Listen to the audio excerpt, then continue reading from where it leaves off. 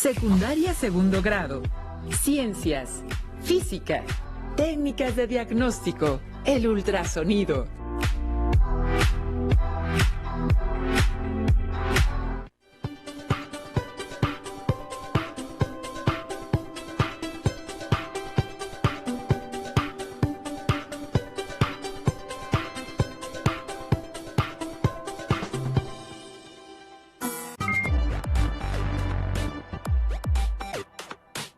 Sean bienvenidas y bienvenidos, alumnas y alumnos de segundo grado de secundaria, a una sesión más de Aprende en Casa 2, en la asignatura de Ciencias Física.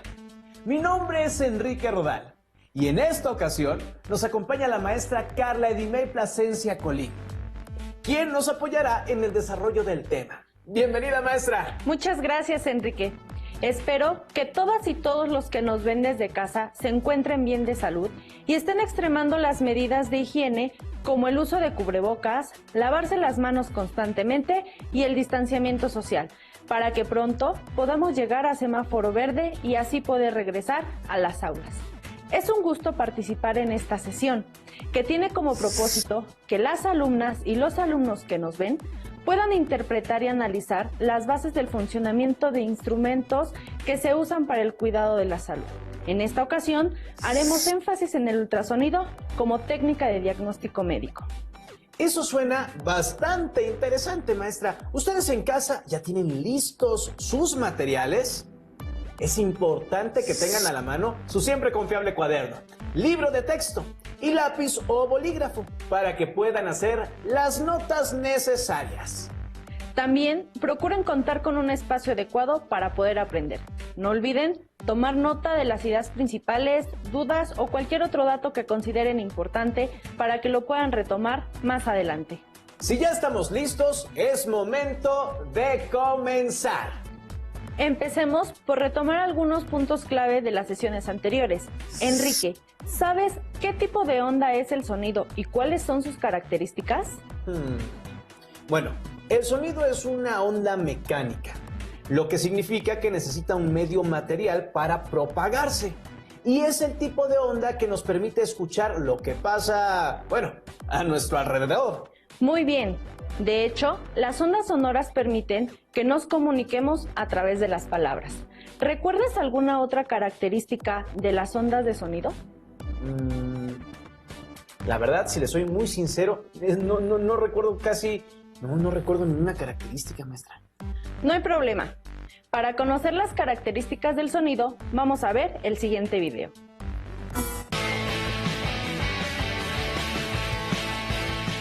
¿Saben? De niño me encantaba lanzar piedras al agua. Siempre me han gustado esas ondas que se producen. Pero, ¿qué explicación habrá detrás? ¿En qué otros lugares se propaga ese tipo de ondas? Miren cómo juega el niño con el resorte. Es todo un as haciéndolo funcionar. ¿Y qué tal aquellos chicos bailando y disfrutando de la música? Siento vibraciones junto a la bocina. ¿A qué se deberá? ¿En qué se parecen las escenas anteriores? Como podemos ver, en las tres escenas aparecen diferentes tipos de ondas. A nuestro alrededor hay objetos que vibran y generan ondas que viajan a través de materiales sólidos, líquidos o gaseosos. Una forma de clasificar las ondas es tomando en cuenta la dirección de su propagación. Por ejemplo, si tomamos un resorte, lo atamos de uno de sus extremos a una pared y lo agitamos del otro extremo. Moviéndolo hacia arriba y hacia abajo, generamos ondas transversales.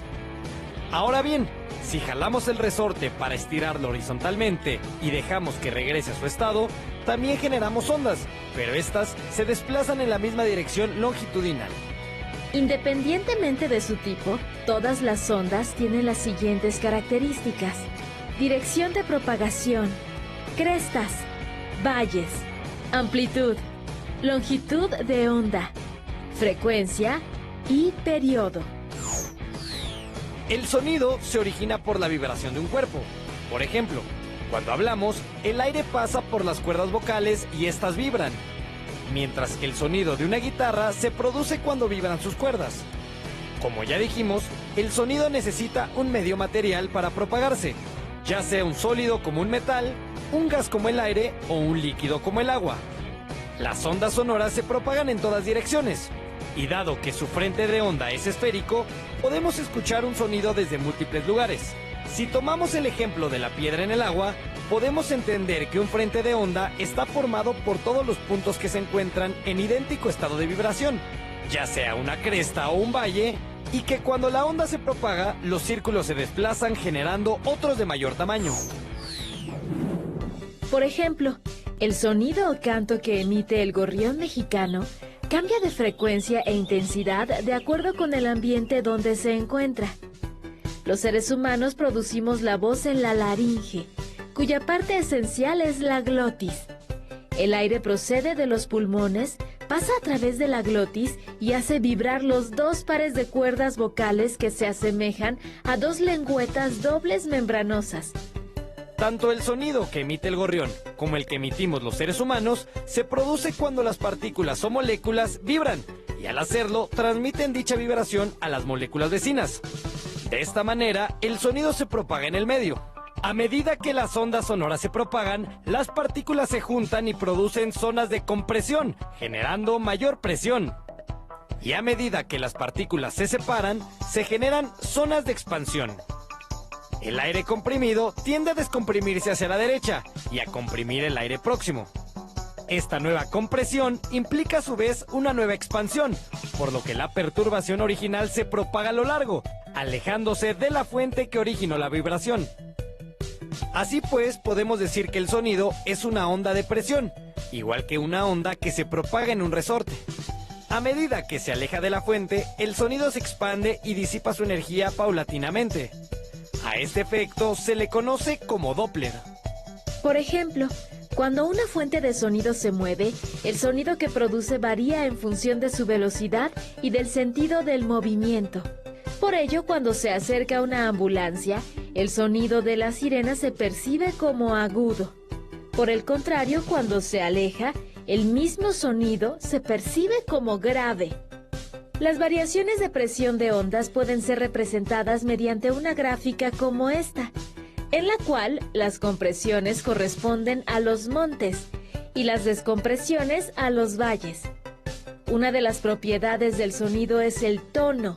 Este se relaciona con la cantidad de energía que transporta la onda sonora y nos ayuda a diferenciar los sonidos fuertes de los débiles. Los tonos se diferencian por sus frecuencias. Un tono será agudo cuanto más rápido vibre la fuente sonora y más grave cuando más lenta sea la vibración. Como hemos observado, cada objeto o ser vivo emitimos una onda diferente. Por ejemplo, los aparatos que emiten sonido, los animales como el gorrión y otras aves, y nosotros, los seres humanos, quienes podemos controlar el aparato de fonación y la fuerza de expiración para hablar de forma aguda o grave, y así variar la intensidad sonora. ¿Qué dices? ¿Lanzamos un par de piedras al lago? Como podemos observar en el video, el sonido es una onda mecánica de tipo longitudinal que nos permite escuchar lo que nos rodea. ¿Entonces el sonido no es como las ondas electromagnéticas? No. El sonido no es generado por campos magnéticos y eléctricos. De hecho, no es una radiación. Las ondas mecánicas no pueden ser colocadas en esa categoría. Las ondas mecánicas son una perturbación del medio que las propaga. Entonces, si no hay medio, no hay onda mecánica. Eso significa que el sonido no se puede propagar en el vacío. Así es. Por ejemplo, si colocáramos un timbre dentro de una campana de vacío y sacáramos todo el aire que hay dentro de ella, aunque estuviera funcionando el timbre, no podríamos escucharlo. Porque si sacamos todo el aire, ya no habría un medio material por el cual se propague la onda. ¿O no, maestra? Es correcto.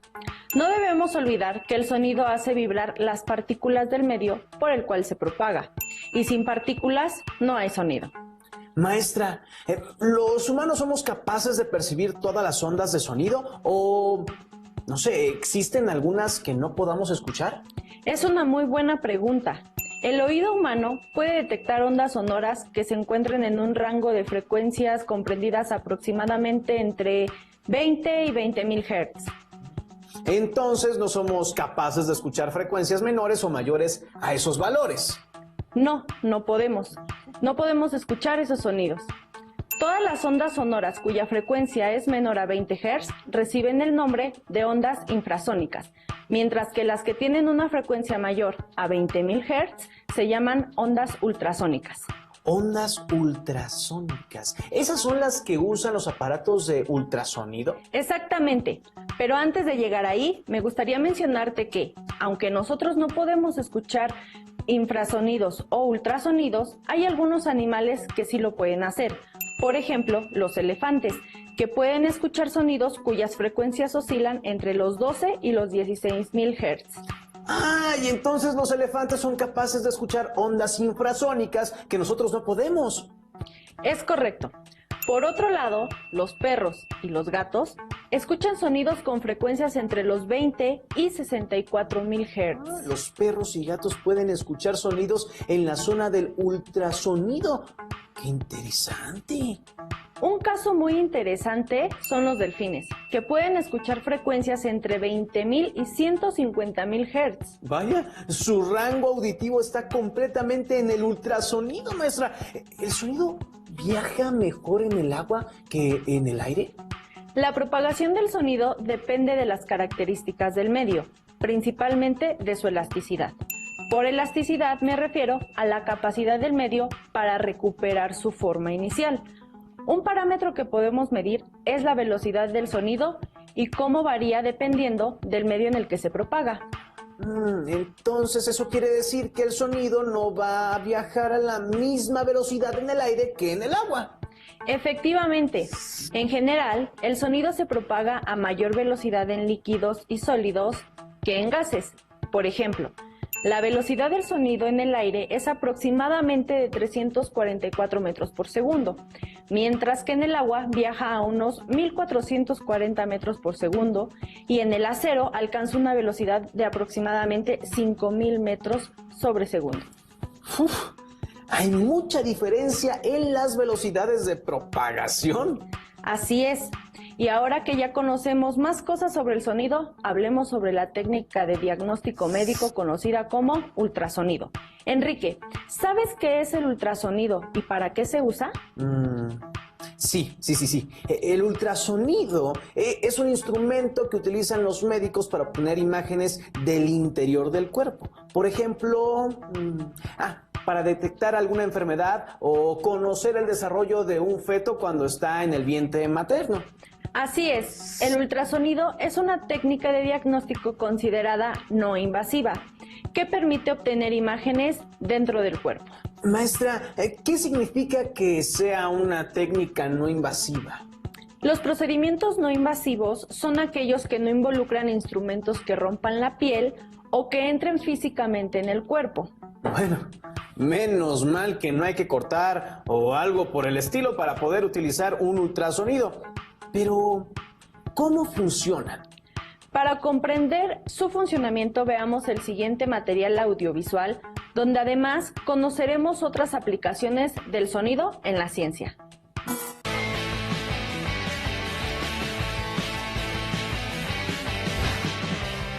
Vengo a fisioterapia con ultrasonido para recuperarme más pronto de una torcedura de tobillo. ¿Sabías que esta tecnología funciona con el eco?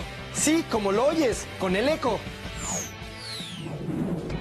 El eco se produce cuando las ondas, ya sean acústicas o electromagnéticas, se reflejan en una superficie.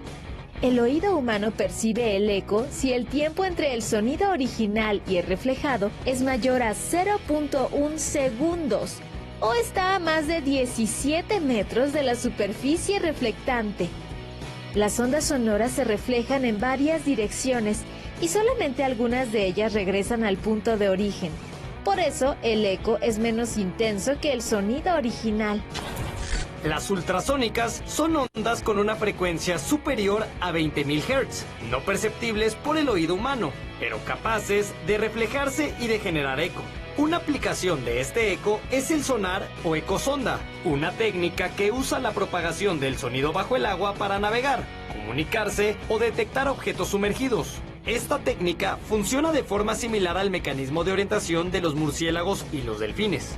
En el fondo de la embarcación se coloca un transductor que convierte la energía eléctrica en energía sonora y envía pulsos de sonido igualmente espaciados que al llegar al fondo del mar se reflejan de regreso al barco, donde son recibidos por un micrófono subacuático llamado hidrófono. Posteriormente, una computadora mide el tiempo entre la emisión de la señal y la recepción del eco para conocer la profundidad del mar y la forma del relieve oceánico, así como para determinar la distancia entre el barco y los objetos que lo rodean, por ejemplo, arrecifes o bancos de peces. El sonar también se usa para detectar fallas en tuberías y encontrar yacimientos submarinos, entre otras aplicaciones. Ahora hagamos un viaje al pasado para conocer un poco del desarrollo del sonar, específicamente al siglo XIX. En ese entonces los hermanos Curie descubrieron que los cristales piezoeléctricos como el cuarzo podrían convertir la tensión mecánica en electricidad y esta en vibraciones mecánicas. Por esta razón fueron fundamentales para la fabricación de los transductores. A principios del siglo XX, el físico Paul Langevin aplicó el ultrasonido en el campo de la navegación e inventó el sonar, el cual se usó durante la Segunda Guerra Mundial para vencer a los submarinos nazis. A mediados de la década de los 50, el ultrasonido fue aceptado por las sociedades médicas como un instrumento de diagnóstico. Y a partir de 1970 comenzaron a construirse instrumentos más precisos y compactos. El aparato de ultrasonido o ecógrafo funciona de la siguiente manera. La vibración del cristal piezoeléctrico produce pulsos de sonido, que son ondas intermitentes con una frecuencia entre 1 y 5 MHz, los cuales se propagan al interior del cuerpo. Una parte de estas ondas se refleja al encontrar un obstáculo, en este caso un órgano, y el resto penetra hasta encontrar el siguiente obstáculo. Las ondas se propagan en estructuras con alto contenido de agua. Por ello, el ultrasonido no se utiliza para estudiar el tejido óseo ni órganos con cavidades de aire, porque las ondas continúan su camino sin hacer eco. El ultrasonido de baja intensidad permite transformar la señal en imágenes denominadas ecografías o ecogramas, las cuales el médico ve y analiza sobre una pantalla en tiempo real. Con el ultrasonido se aprecia el movimiento de los órganos y de la sangre que fluye por ellos y se detectan cambios en su aspecto, función o masas anormales como los tumores. Es una técnica indolora y no peligrosa, y entre sus usos más comunes está el obstétrico, para monitorear el desarrollo fetal. También se usa en estudios especializados para el diagnóstico en ciertos órganos como el ecocardiograma y el ecoencefalograma. Y otro uso es el terapéutico, ya sea para disminuir el tamaño de cálculos en los riñones con el fin de que el organismo los pueda expulsar, o bien para tratar la tendinitis muscular mediante la vibración de los tejidos y así calmar la inflamación y el dolor. La física es una ciencia que ha contribuido no solo a conocer más nuestro planeta, sino también al interior de nuestro organismo. ¿Y tú, cómo te has beneficiado de la física?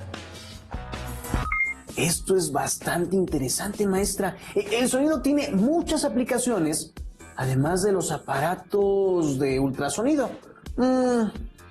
Me pregunto, ¿quién habrá inventado ese aparato? Para que existieran las máquinas de ultrasonido pasaron muchos sucesos.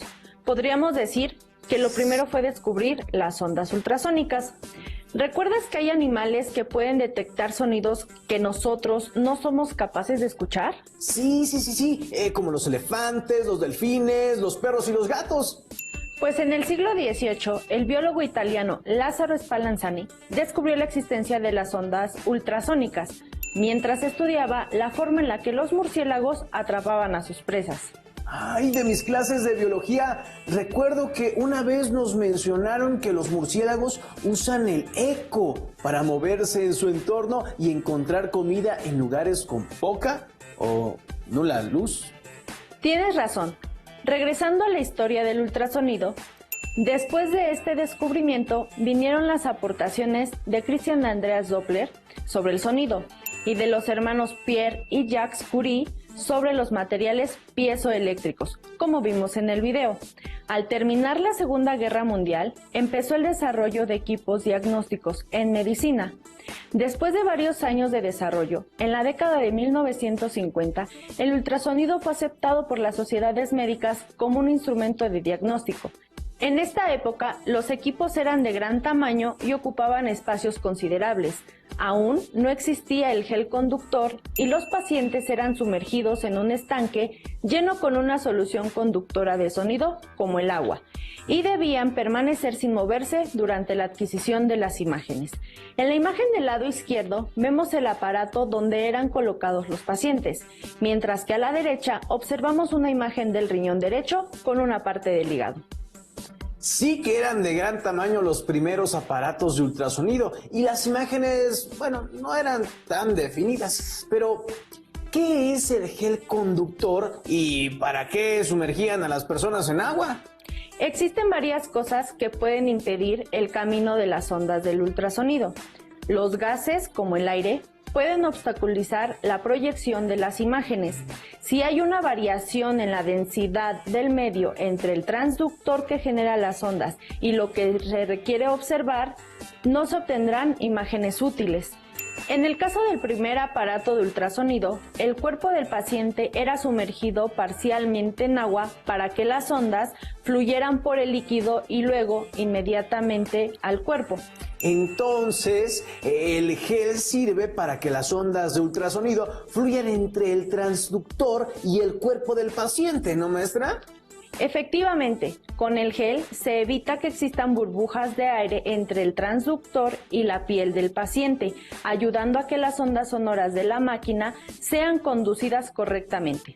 Ya en la década de 1970 se logran las primeras imágenes en escala de grises. Además, se agregan componentes electrónicos a los aparatos de ultrasonido, logrando finalmente imágenes en tiempo real de alta resolución. A la izquierda podemos ver un equipo de ultrasonido estático, es decir, su brazo no podía moverse, y a la derecha observamos una imagen del abdomen obtenida con ese aparato. En la actualidad, los aparatos de ultrasonido cuentan con componentes eléctricos muy sofisticados y sus transductores son capaces de generar varios tipos de frecuencias para adaptar la técnica al estudio de diferentes órganos. Maestra, ¿y cómo una onda sonora se convierte en una imagen? ¡Qué buena pregunta! Como ya sabemos, el transductor aplica ondas sonoras al interior del organismo y luego las detecta en reflexiones o ecos que sufre la onda al pasar por los tejidos. Estas reflexiones son detectadas y procesadas por un software específico que mide la diferencia entre las ondas emitidas y las que regresan. Con esos valores se genera la imagen. Ahora comprendo un poquito más, maestra. ¿Es riesgoso el uso del ultrasonido? La técnica de diagnóstico del ultrasonido no se debe usar de forma casual, solo cuando lo solicite el médico, especialmente cuando se trate del monitoreo del crecimiento de un feto, ya que las ondas de sonido son absorbidas por los tejidos, transformándose en energía térmica. Sin embargo, en un adulto no presenta ningún problema. Entonces, siempre sigamos las indicaciones de nuestros médicos, es muy importante. Como puedes ver, volvemos a comprobar que la física está presente en nuestra vida diaria. Sí, es sorprendente que en ocasiones no nos damos cuenta que vivimos rodeados de fenómenos físicos. Para terminar, alumnas y alumnos que nos ven, anoten las siguientes preguntas en su cuaderno y respóndanlas. ¿Cuál es el principio físico que utiliza el ultrasonido para poder funcionar? ¿El uso del ultrasonido tiene algún efecto negativo sobre la salud? ¿Por qué? Además de su función como técnica de diagnóstico médico, ¿qué otro uso tiene el ultrasonido? Si desean profundizar en el tema, pueden consultar su libro de texto y otras fuentes de información como páginas de internet confiables y libros especializados. Agradecemos a la maestra Carla Eddy May por su apoyo en esta sesión. No olviden seguir sintonizando la programación que es de Aprende en Casa 2. ¡Hasta pronto! Si tienes dudas o necesitas ayuda, llama al Centro de Apoyo Pedagógico a Distancia. El número de teléfono para secundaria es el 55 36 01 71 23. Si requieres consultar los libros de texto en versión digital, recuerda que los puedes encontrar en la página conalitec.cep.gov.mx. Y recuerda que también cuentas con el sitio aprendeencasa.cep.gov.mx, en donde podrás ver nuevamente los videos de los programas y además encontrarás actividades para fortalecer tus aprendizajes. También te invitamos a que consultes la plataforma nuevaescuelamexicana.cep.gov.mx.